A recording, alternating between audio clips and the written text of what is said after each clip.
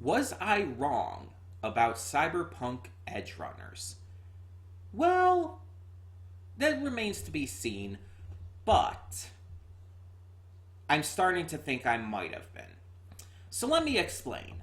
I made a video, a first impressions review of Cyberpunk Edgerunners. It was based on the first episode alone, which is what first impressions tend to usually be about for me. And my initial thoughts were that I didn't like it. I felt it was super generic. I felt that, based on the first episode, the story, the characters, everything was just as bland as it kind of really gets. And I feel like it kind of felt like a less impressive Treasure Planet. And even the action and the just cyberpunk related stuff in the first episode to me felt like it was just kind of unenjoyable. I mentioned how it all felt like it was like just the worst hellscape you would ever want to, or you would ever like see, and that you would never actually want to live in this cyberpunk world because it just seems absolutely terrible. And my entire process with that is that a cyberpunk world has to be appealing visually and aesthetically and just in terms of the style of it. It has to appeal to you and to some degree to where it's like you would kind of have this desire to be in that world, even if to a smaller degree, but to some degree you would want to have that desire. But the world of cyberpunk in the first episode just made me think like, oh no, I would never want to live in this world. It's absolutely shit. It's basically like, take where our world is now, specifically America, I guess, bring it into, I don't know, 30 years in the future, and make it so that the capitalistic leaders have even further taken over to such an unhealthy, unbelievably terrible degree that everything is just an absolute fucking hellscape, to where it's like it would be the absolute worst place to live.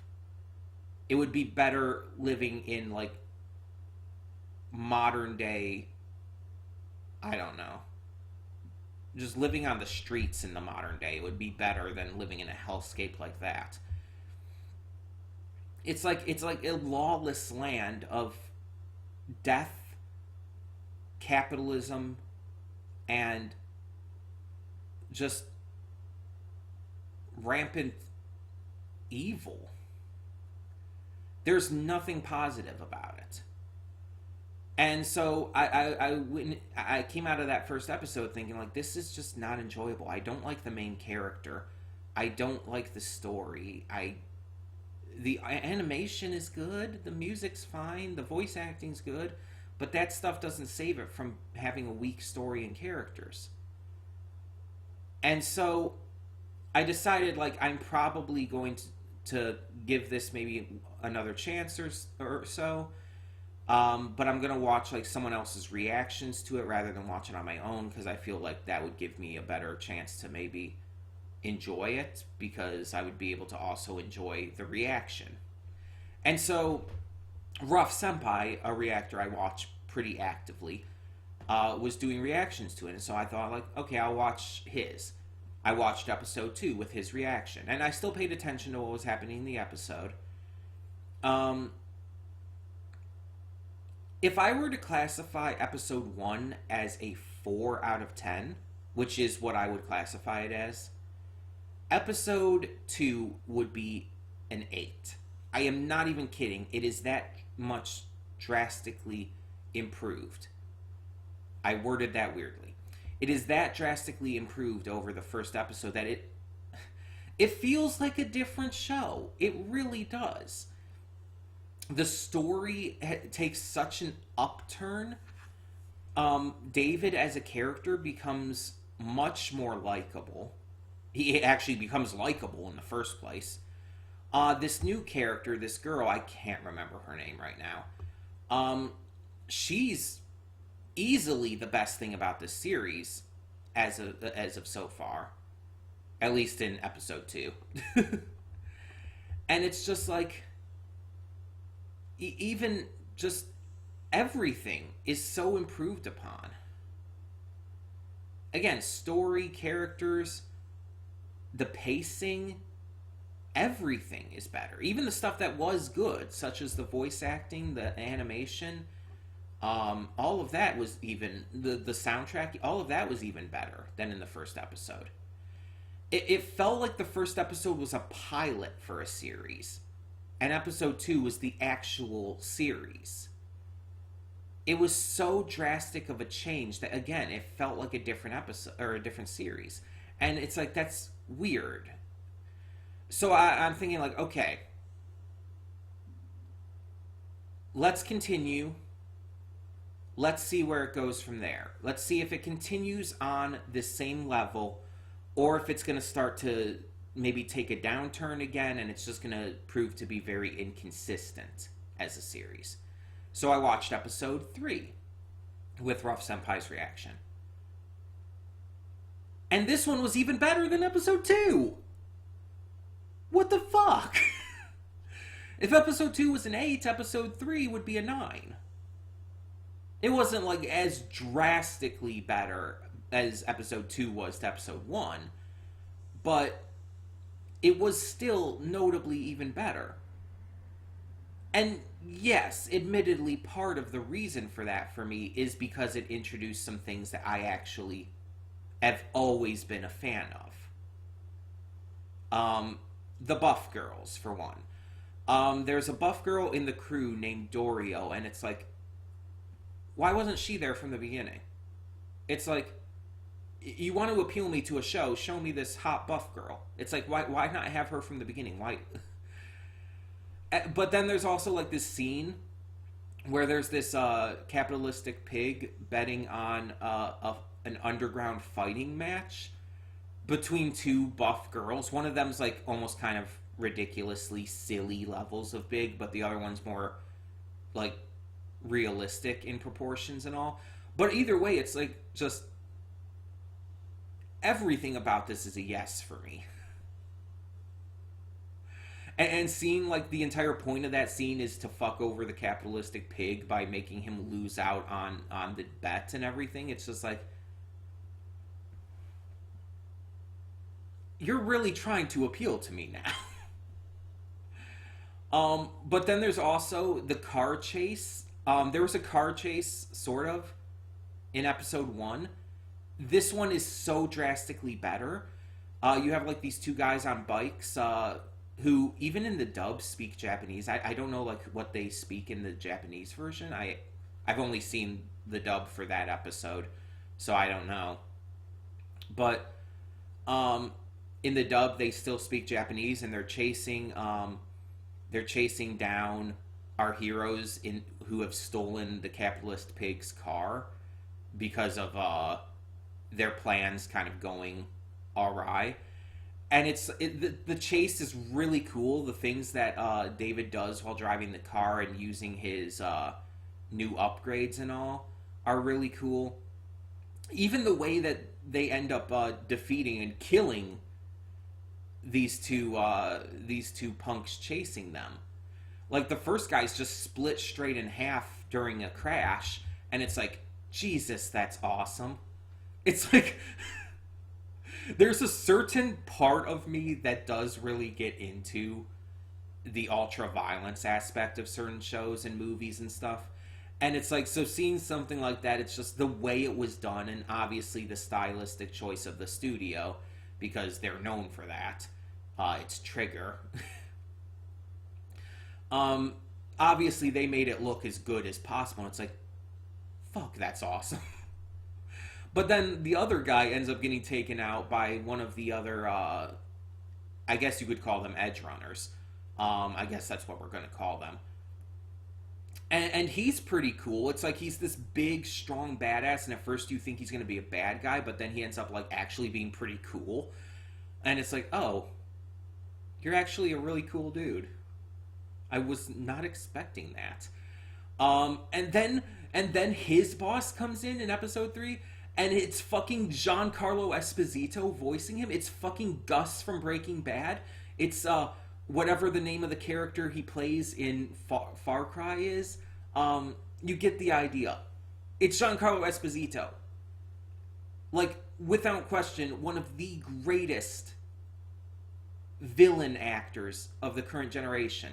And just honestly, one of the greatest current actors out there anyways. He's also in The Boys, and it's just like, the instant I heard him, I'm thinking like, that isn't, is it? Like, it's going through my head. It's like, the instant he started speaking, I recognized his voice, and it's like, it can't be, can I actually had to pause the reaction just to look it up. They had just briefly mentioned his name, so I looked it up based on the name. It's like, oh, or no, it was in the subtitles, I think. But either way, I looked up the character and looked up the voice actor for the character, and it's like, oh shit, it's actually fucking him. What the fuck? Giancarlo Esposito's in this. And it's like, the fuck? I was not expecting. It took me so fucking off guard. Like, it took me as off guard as it would take like a normal person if they were watching an anime and suddenly Brad Pitt was voicing a character. That's how off guard it caught me. I don't know why that was the example I went with, by the way. It's just what came to mind. But I was so not expecting it, but in the best way, because it was so unexpected, but at the same time, it's like, when it found out, it was like just this rush of like adrenaline to my brain. Like, all of that, the pleasant feelings were going off at that moment. Obviously my mind is blanking on what I'm really trying to say here. The happy chemical. What is it called? God damn it. I hate when I forget things that I should know. But either way, it's like that, firing off on all cylinders there. Because I love Giancarlo Esposito so much in everything he's in. He's even great as Lex Luthor in Harley Quinn. Even though his role in that is very small. But still. It's just like, fuck. I'm into this now. It's like, you bring in some hot buff babes. You bring in some really cool ultra-violence. You bring in fucking Giancarlo Esposito. And you take a massive upgrade with the story, the characters, everything. And it's just like, okay. I mean, I always ask when I don't like a show to be proven wrong, but it's like, did they hear me when I said that? Like, did they actually? No, I know that's obvious. I'm making a joke, but it's like, how could it improve that drastically? I don't know what they were on when they made the first episode to make it that bad, and with the second and third episode being so drastically better. But it's, again, it feels like a different show. I'm so invested in pretty much everything happening after that. And I mean, I feel like I would be like eviscerated if I didn't even mention Becca. Like, her introduction, she just kind of comes out of nowhere working on the plan with them. It's just like, oh, she's in the bar and she's going to help distract this guy from leaving so that David and the other girl can get the job done quicker. And it's like, oh, I spilled my drink on you. Let me wipe that up. Starts rubbing his crotch. And it's like, I'm sorry? That escalated in a direction I was not expecting.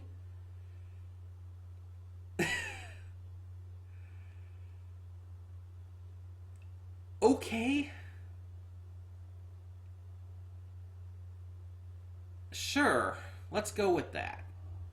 There's also this one dude in the crew as well who has these like really long arms makes me think of the Long Arm Tribe from One Piece. And it's just like, he's kind of a dipshit. Like, he's the least likable member of the crew for sure. But I don't know, maybe they'll build him up well. But there's like, what, 10 episodes in this? And it's like, it got so much vastly more interesting. The crew knew about Gloria, David's mother, and that the reason she had this military grade tech in the first place was that she was going to sell it to the leader of this crew. I can't remember his name. He had already paid for it and everything. But when he finds out, like, she died in an accident and everything, he's actually the dude who, again, he seemed very big and threatening at first. He's actually really, like, sad about it, and he's actually, like, giving his condolences to David and everything. It's like, huh. That I did not expect that. But like I said before, it's like kind of with, he's actually a lot nicer and a lot cooler than the initial impression gives off. I guess don't judge a book by its cover is alive and well in Cyberpunk. And it's like, even the first episode did give the idea of, like, you know, fucking with the elite and everything, fucking with the capitalistic bourgeoisie or whatnot, or bourgeoisie, however you pronounce it. You get the fucking idea. And I'm always for that. Don't get me wrong, but again, it's just the way everything was handled in the first episode that I just wasn't a fan of. But they really take that to a new level in episodes 2 and 3. Episode 2, like, it has him, like, stealing chips using his enhancements from a bunch of elites on a train. And in the third episode, obviously, they're fucking with a very specific elite, pretty much the entire episode. So it's like, okay, you're selling me. God damn it. We better see more of Dorio, though. Like, she better have more of an actual role to play. Because you do not just introduce a buff lady, a hot buff lady, and not do anything with her. That is a sin in my book.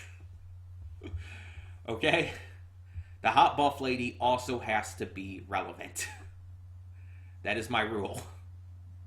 Dorohedoro did really well at that, introducing 2 buff ladies, and both of them were really relevant to the story. Nikaido and Noi. Both of them were fantastic. So I hope they do the same kind of thing with Dorio here. But yeah, so was I wrong about Cyberpunk Edgerunners? Yes and no. I was correct. I still feel I was correct in my initial views on it. Because I did see, obviously, the first episode again with Rough Senpai's reaction to it. And I still stand by what I thought of it. I still entirely stand by what I thought of it. I don't think it was good. So I don't feel I was wrong with my assessment of that episode. But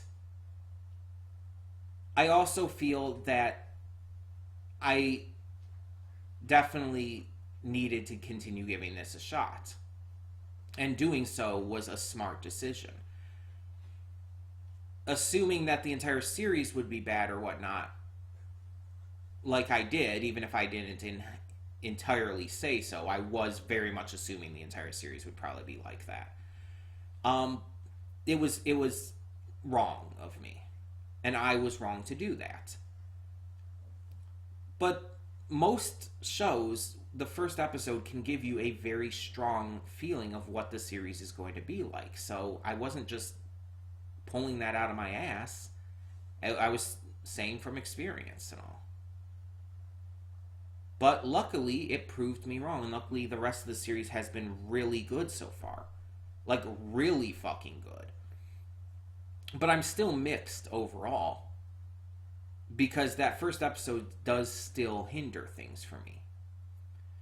And I just, again, I'm only 3 episodes in, so I've got to see where it goes from here to make a much more full judgment. um, which I believe is fair. And I will continue to watch it, but I'm going to continue to watch it, obviously, with Rough Senpai's reactions. At this point, I just think that's how I want to consume this series. Obviously, I wasn't going to start reacting to it at this point, not after 3 episodes already. But instead of just watching it on my own, I want to continue watching it with Ruff's reactions, uh, just to see how he reacts as I'm viewing it the first time. I did the same thing with Hunter x Hunter. So it's not like I haven't done this before. I can still pay full attention to the series while also seeing how he reacts. That's no problem for me. And if there's anything that I miss or whatnot, I can easily just, go back on the video. I could just, go back a few seconds and it's like, oh, okay. Either way, thank you so much for tuning in, as always. Let me know your thoughts down in the comments below on Cyberpunk Edgerunners. What did you think in your initial impressions of the series, and did that change after episodes 2 and 3? Let me know down below. And yeah, I don't know if I'll make another video on this. If I do, it probably wouldn't be until I finish. I just wanted to make this second video, this kind of update review, to address the fact that this show has so drastically improved since episode 1. And I wanted to address where my thoughts were now after having seen more of the series.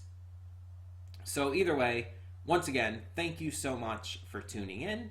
And for now, I'm Connie, and I'm signing off. See y'all next time.